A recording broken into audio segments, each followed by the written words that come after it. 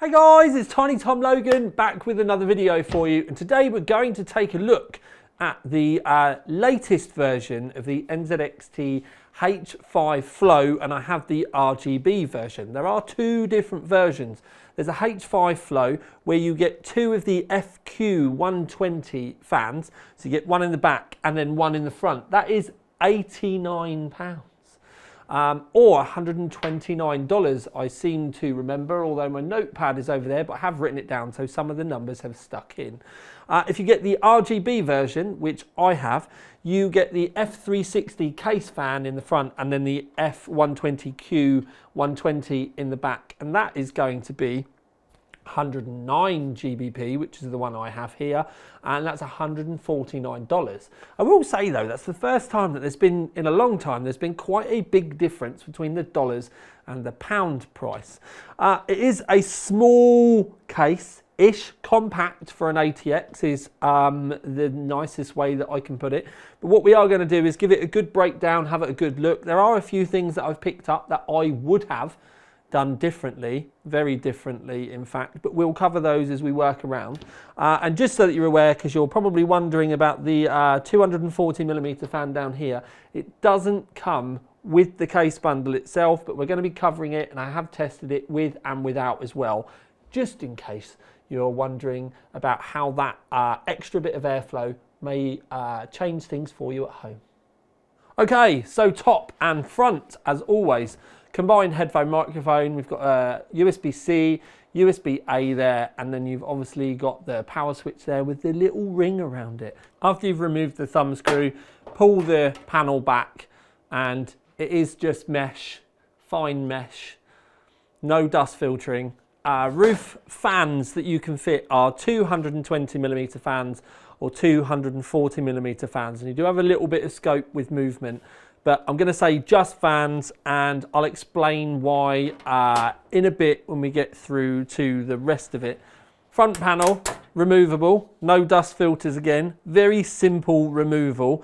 As I have said, 360mm fan does come fitted with the Flow RGB version, but you get two 120s with the normal £89 one. It is the F360, so it's only actually got two mounts or screws like either end, and then none in the middle. But as you can see, you can put 140 fans in there if you want, but you can only put a pair of 140s in there. There's nothing else really going on this front at all, other than at the very bottom you can see the NZXT logo. But very simple removal, nice tactile way to do it, nice audible clicks as well. It all works very well. Round the back of the case, I've left it unscrewed to a point so that you can see that you do need to remove, but you do need to slide this panel out the way to be able to fit your GPU, which again we'll cover in more info on the inside. With the 120 rear, you can move it up and down. No possible chance of mounting a 140mm fan in the back. And then round the other side, so the back of the case, you can see we've got the glass panel, but we do have vents at the bottom to be able to allow airflow through for the internal fans and maybe the power supply as well, which again I will cover with you in more depth. When we open the back of the case, panel comes off, really simple. Now you do have straight away large area here for you to be able to clip your cables up and through, and they do clip in even behind this section, but you can put them behind your Velcro tabs if you want. There is another Velcro tab over here, and as you can see, I've got my 8-pin CPU clipped up here. This is the NZXT hub for the fans. It doesn't come with the case. This is just one they sent me so that I can run the extra RGBs and stuff, but this is magnetic, and it does fit rather lovely up here. Now, one thing I will say for the back is there's no visible instant clips or anything for any 2.5-inch hard drives. There is mount down here for 2.5-inch and a 3.5-inch in front of the power supply. But one of the things I do want to draw your attention to is I do have the power supply with the fan mounted upwards. That is because the bottom of the case is completely solid. So that is a very strange one because we're so used to being able to have dust filters and stuff in the bottom, but you have to have the power supply this way up when you're building it. Now we do need to remember at this point, power supply fans, when they blow, they intake through the top and they exhaust out the back. So we do very much need to remember that. Also, things to point out in the back as I zoom you backwards is you can see all my cables and stuff here. I've tried not to make too much of an effort with it so that you can see how a very quick build will look, but also there's stuff that I kind of want to show you when we get to the other side. But it is nice that all the cabling down the side is nice and white, so it ties in with everything. You've got this, we'll get to see it on the other side, but you've got the cable cover here, which is easily removed, I might add, with just a few screws if you don't want to use it or you want to cover it up or paint it, whatever reasons. But what we will see is there are no grommets at all. There's a cut-out section at the top for your rear fans and your 8-pin EPS cable. No grommets down the side either, just that cover. So they've kept things simple, and we're going to say keep it simple, stupid. Not that they're being stupid, but it's just the KISS mentality. So round to the windowed side of the case, and I did just want to zoom you in a little bit so that you can see this area of the case, but it's easier if I just tip the case on its side so you can see the design better. In that, down the bottom of the case, we have no meshing at all, but you do have this offset nature of the power supply, so it sits further towards the back. But you can also see the distance away from the power supply that the meshing goes. You can also see how much of the 120mm fans are visible from this side. It's kind of difficult for you to be able to understand it when you're looking from the business end of the case from the top. Now, from the top, we will remove the side panel, white border, very, well, there's no tint, it's just got a little bit of a blue tinge to it really from the glass. But I want to move straight in and work on the bottom section because we have a few points to cover here. Now, I'm going to remove the two screws because I have left them out on purpose, but we've obviously only got a set of screws either end, none in the middle. But if I want to mount the fan right at the front, you can see there is a screw hole there, and I will zoom you in so that you can see. So the screw goes in there, but there isn't a matching one at the other end in that place. As I move away, it's actually over here. So what you end up having to do is move the entirety of the fan body downwards, and that is where two very side-by-side fans would fit. So it's a kind of strange proposition, and I think the best way that I can show you of where the 120mm fans would be is by putting the screws in like that so that you can see it. So that is where a 120 would screw in, but then the next set of 120s would screw in down here. So there is actually quite a big gap in between the two. Now, I'm not a humongous fan of this because I do think that the ability of being able to choose where you want your 120s to be is quite critical depending on the graphics card choice that you have, and they only needed another set of screws up here, and I think they have missed a trick massively, if I'm honest, and it's just that little bit disappointing for me that they're not there. And it would have been quite simple. If I'm honest, I probably would have maybe even liked to have gone a little bit further forward in its entirety. Now, I've left it unscrewed on purpose so that we can have a look on the inside. Now, if you're not going to put fans in the bottom, then this is only a problem for you guys. But if you're not going to put fans in the problem, then you are always going to be able to get a glimpse of your power supply cables. And it's difficult for me to put the lights in the right place, but I can see them natively with my eyes, and I find it quite annoying. The other side of it is the power supply that's there. Now, if you're not putting fans in the bottom, then you haven't got a problem. The power supply is going to breathe fine.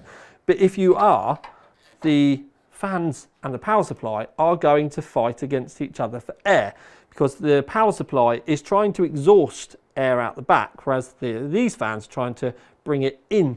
So they are going to be working against each other. Now, there is a case for, if the fans here are running, then it's going to pull air through the power supply before the fans even run. So that is a definite plus point. It could actually add cooling to your power supply when there might not necessarily be them. But if you run your system very hard, or you pull a lot of power from your power supply and that fan does want to kick in, it is probably going to want to work harder to try and fight for air with the fans. And this is one of the few times where I'm actually going to say, I think you should have had a dust filter in the bottom, and I think the case should have been raised up a little bit so that the power supply could have adequately have been flipped round to pull air from the bottom, so it is not fighting for air with these top fans. Also, if you don't run these fans in the bottom, I think there should have been some kind of covery thing underneath so that you didn't have to look at your power supply cables, even if it was like adjustable or something. And it would have been a lot easier if the power supply had been pointed downwards, because then you wouldn't have had to worry about having a secondary cover in there, or you could have actually made one with plasticard at home. But the fact that the power supply has to be pointed upwards is such a quandary, because A, you can't make the cover, B, it's fighting with fans. The whole bottom section of this, with the power supply itself, is a little bit confused with me. But the whole mesh section down the side and the way it brings in air, I'm actually quite the fan of. Like, I get that side of it. I just think the power supply orientation and the kind of config in the lower section for that could have been done differently, stroke better. Now, up in this roof section, you can see that I've added a 120mm fan in here, and we did use it for testing as well, because we think you should at least, if you're going to run an air cooler, then you should definitely have at least a single fan up here to be able to get rid of the heat easier. If you're going to run an AIO, then you're probably going to want a secondary fan in here as well, because the only real place for you to be able to fit your AIO is going to be in the front. Because if you have a look above this section here, like above the motherboard, there's not a great deal of room. Sure, you could squeeze a AIO in there, like a 240 AIO in there with certain motherboards and certain RAM configurations, but it is going to sit here and it is going to hang down quite a bit. So you're going to need to know whether your VRM heatsink is going to clash. If you've got large memory modules, then that's going to not make it possible either.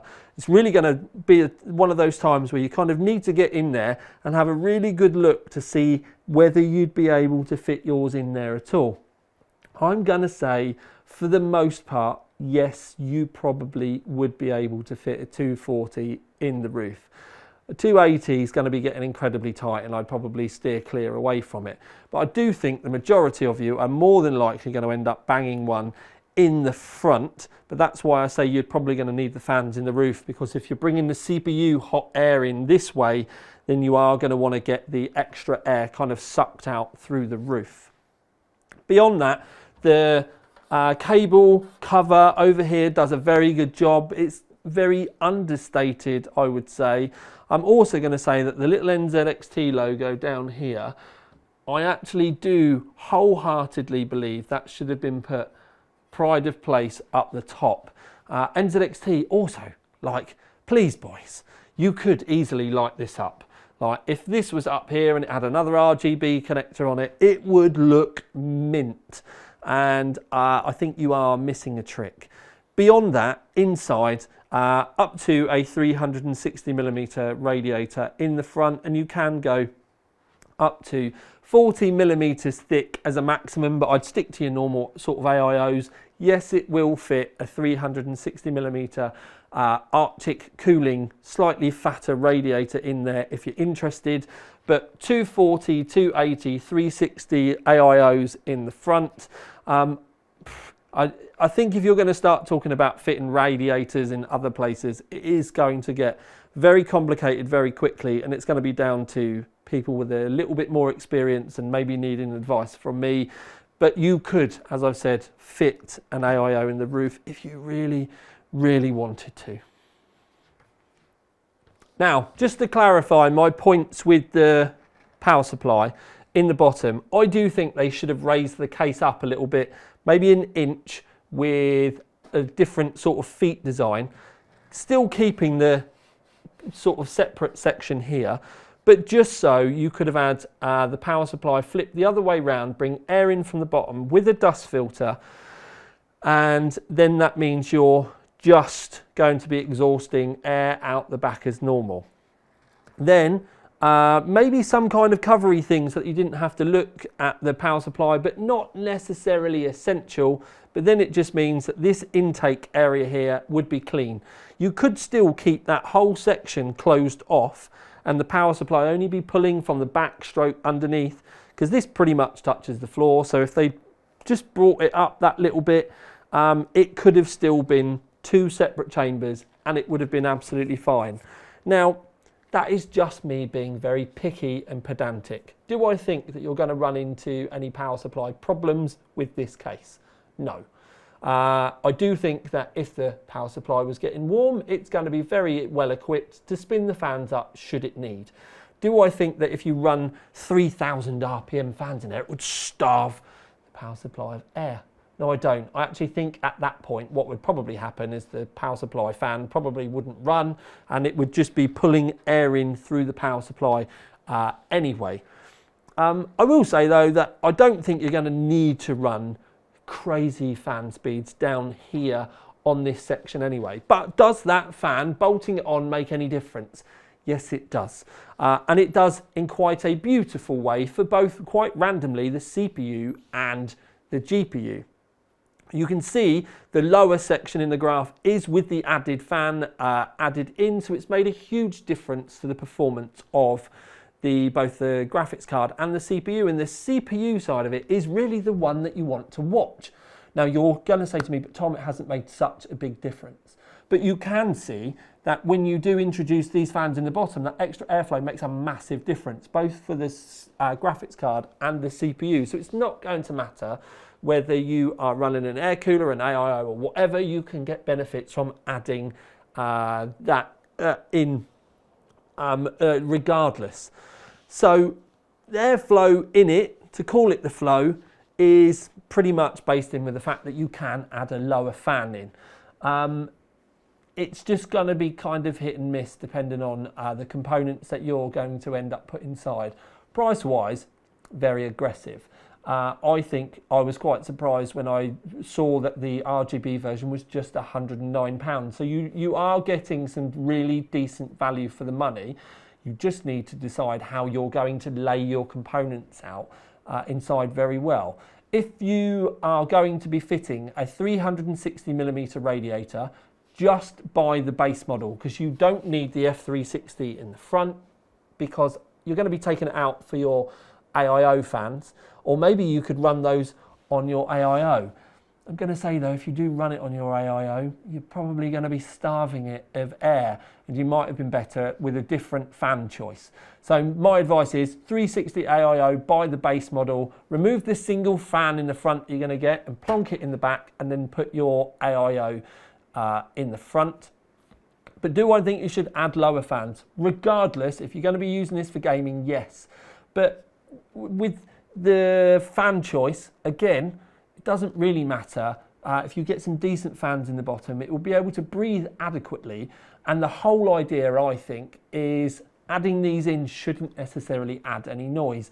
And this 120 set, the moment I set it to 1000 RPM, I could instantly hear that this fan in the bottom was louder than everything else. So at that point, it does become, it's a shame that it made so much noise, because I don't like stuff to instantly, you've got everything else running, and then that one thing that you fit in the bottom at 1000 RPM is the is the loudest thing in there. So they look very pretty, and this one did, performance-wise, add a decent amount of extra airflow, but the trade-off with it was the loudest bit in the whole of the case.